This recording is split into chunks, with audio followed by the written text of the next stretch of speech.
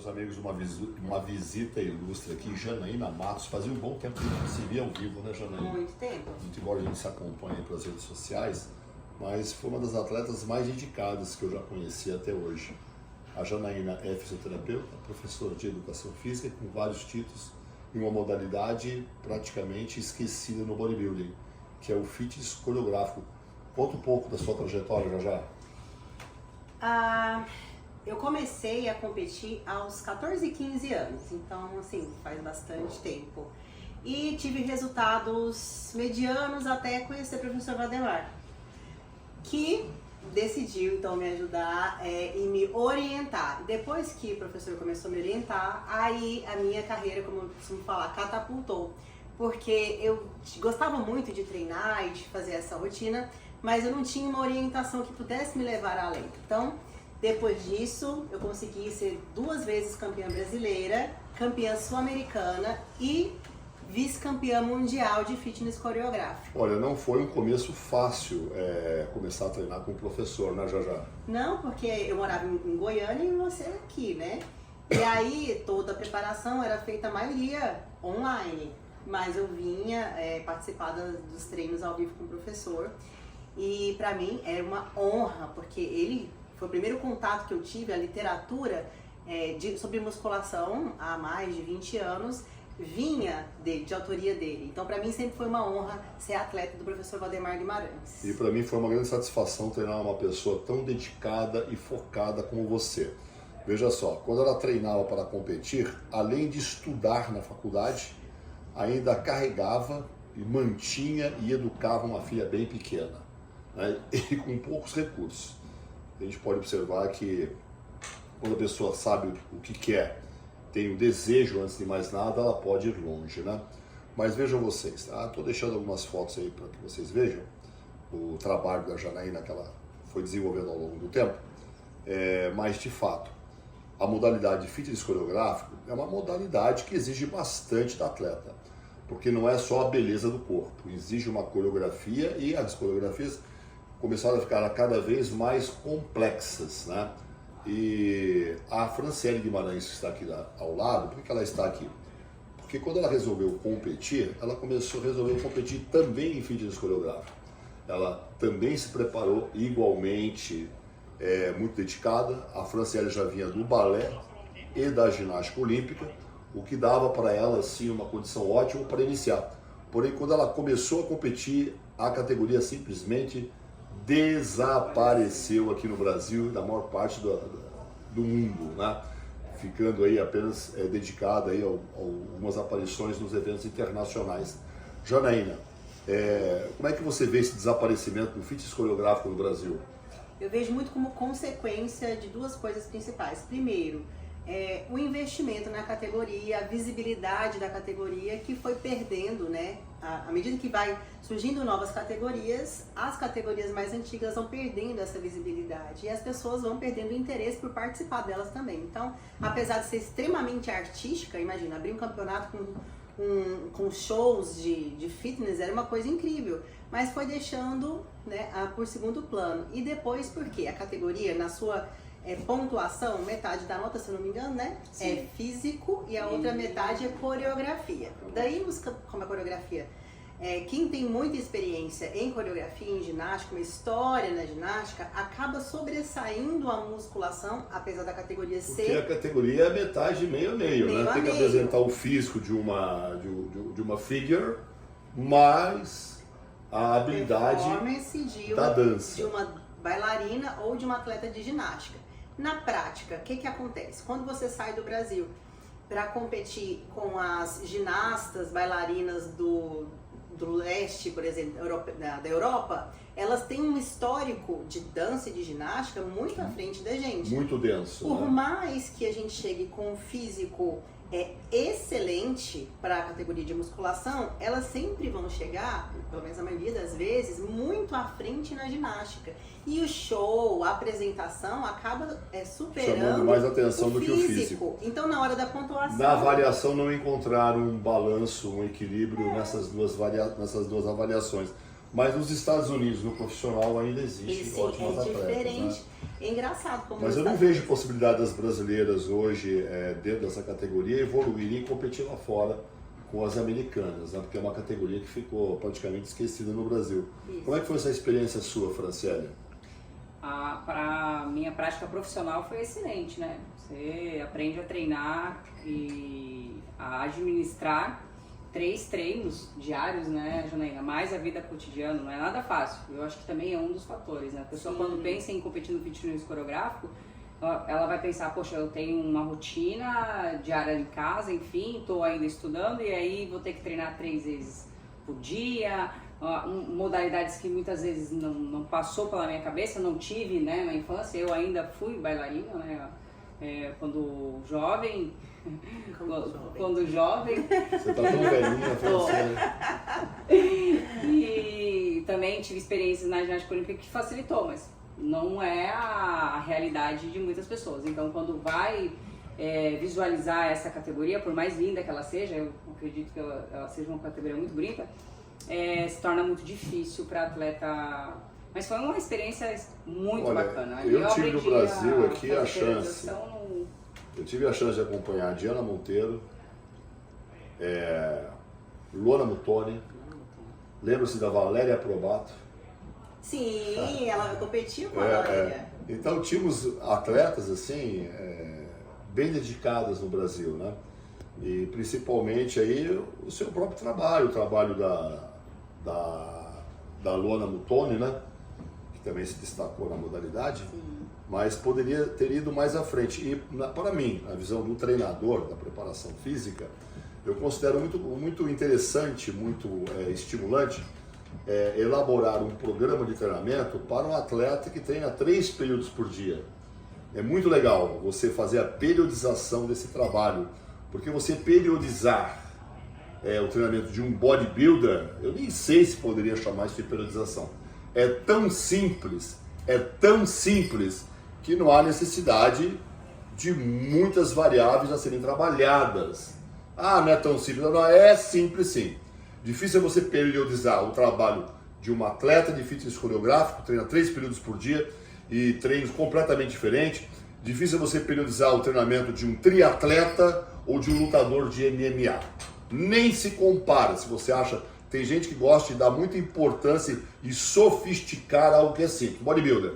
Off-season e pre-contest, acabou, não tem muito o que inventar. Tem gente que gosta de ficar reinventando a roda e colocando complicadores para se fazer de inteligente. Esse é o fato. Janaína, quantos períodos por dia você treinava de segunda a domingo? Na maioria das vezes 3. 3 períodos, Isso. Além do que ainda estudava, trabalhava e cuidava da família, não é?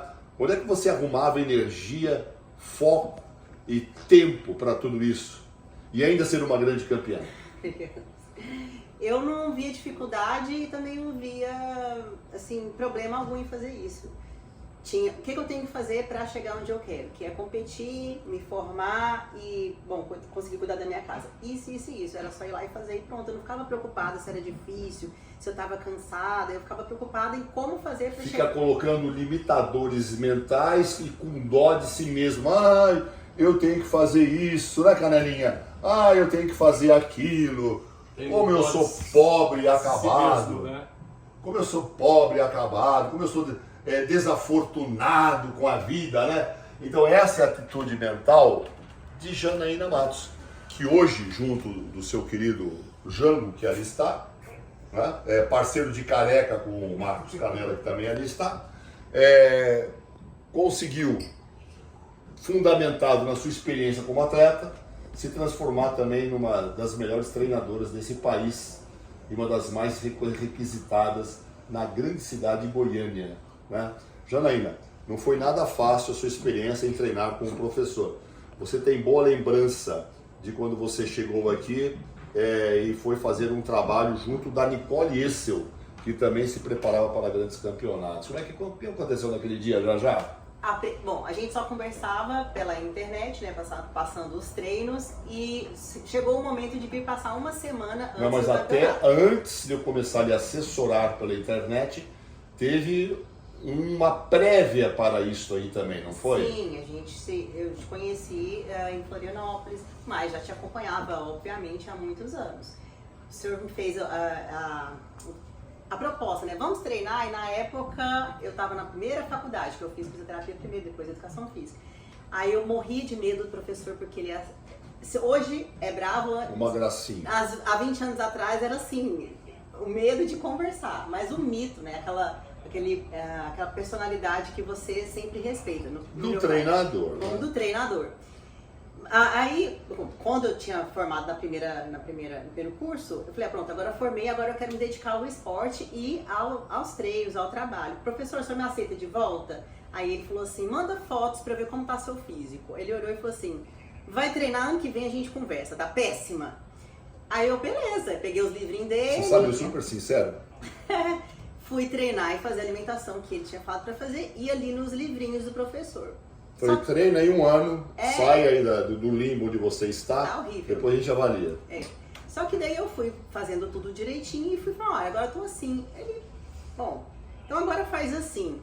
Aí aos poucos ele foi mandando, vendo que o físico estava andando, que era possível competir ainda aquele ano. Sim. E assim a gente começou.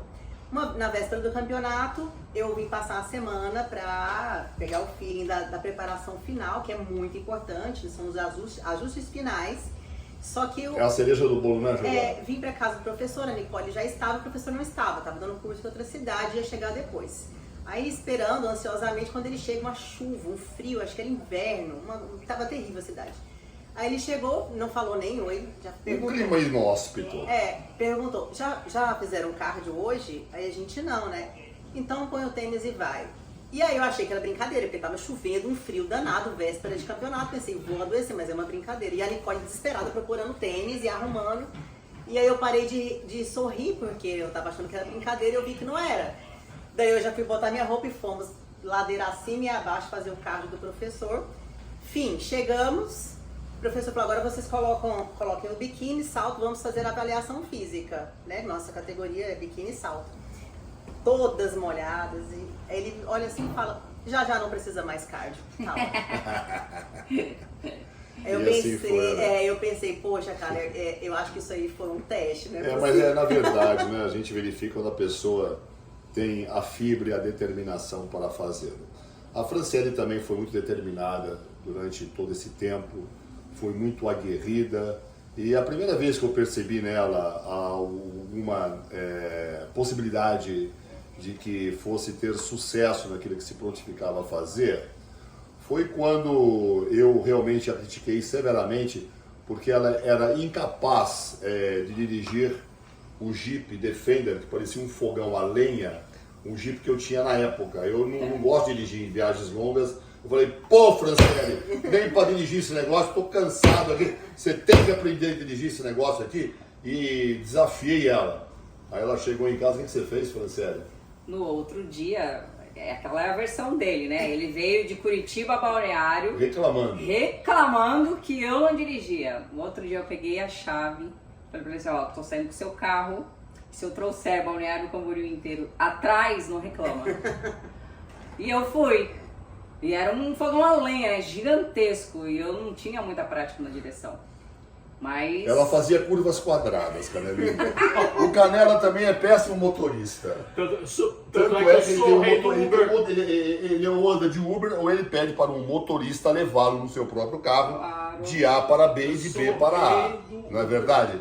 E a Franciele, hoje, depois de tudo isso, ela dominou o fogão a lenha e hoje ela dirige e estaciona melhor do que o próprio professor. Com os senhores Franciele Guimarães, Janaína Matos, duas ex-atletas do fitness coreográfico. Janaína, você acha que o fitness poderia voltar no Brasil? Poderia. Eu acho difícil ele realmente superar essa barreira da dificuldade diante das outras categorias. Hoje em dia as meninas gostam muito de fotografia, não querem coisas muito difíceis, querem ir lá fazer a sua dietinha, se encher de fármacos, talvez nem todas, e ir lá e competir. Né? Acho que ninguém está afim hoje de se desempenhar, treinar 3 períodos por dia, para ir lá ganhar o mesmo troféu e as mesmas regalias de uma atleta de uma modalidade 3 vezes mais fácil. Com os senhores, as meninas, os meninos, o professor, espero que tenha sido de bom proveito para vocês. Obrigado. Aos amigos Tarek e Tama, eu estou aqui reunido em Balneário Camboriú com o Hugo e a Janaína, que vocês talvez não se lembrem, mas ela foi vice-campeã mundial da categoria fitness coreográfica e competiu no mundo inteiro. Uma das atletas mais dedicadas que eu pude preparar na minha vida. A professora Franciele, minha esposa, que está filmando, ela também foi a atleta da categoria fitness coreográfica. Mas quando ela foi competir, não tinha mais ninguém para competir com ela, porque a categoria sumiu. Qual que é a nossa ideia, Hugo? Olha, eu acho que a categoria ela é tão bonita, tão especial, tão difícil de seguir. Difícil. A impressão que eu tenho é que as meninas não querem nada mais muito difícil. Porque essas meninas todas, ela, Luana Mutoni, Diana Monteiro, elas chegavam a treinar de 3 até 4 períodos por dia. E para mim, como treinador, era muito estimulante fazer a periodização do treino, muito similar à complexidade da periodização de um atleta de MMA, quanto já não treinei ao longo da minha vida, né? E também chegamos até a preparar e auxiliar os atletas de triatlon, que treinam 4 períodos por dia. Então, quer dizer, é desafiante, é bacana, é interessante e levanta o público, não é mesmo? Não, exatamente. Mas para quem não conhece, para quem está chegando agora no esporte e não sabe do que a gente está falando, é aquela categoria do Olímpia onde não basta ter shape, é onde a mulher faz aquelas acrobacias, faz aquela apresentação que pula 2 metros e faz espacate e fica na parada de mão e faz coisas assim, tipo Daiane dos Santos, só que no palco do Olímpia. Não temos no Brasil uma competição, não temos tantas mais atletas, ela é uma das poucas. Por que não trazer uma competição para cá? Um incentivo a mais para que novas atletas, uma nova geração se forme. Se forme. O que você acha dessa ideia, Jajá? Eu acho uma ideia espetacular, porque essa é uma categoria das mais artísticas. Abrir um campeonato com uma categoria como essa é abrir com chave de ouro e fazer com que essa linda categoria retorne aqui para o nosso país. Olha aí, fica a ideia para vocês aí. Espero que seja uma sementinha para que ela volte a prestigiar os campeonatos. Forte abraço para vocês. Amém. Interessante. Após essa entrevista que eu fiz com a Janaína e a Franciele, eu e Hugo Abas tivemos a ideia de dar a sugestão para a direção da Muscle Contest e voltar a incluir na categoria fitness nas competições.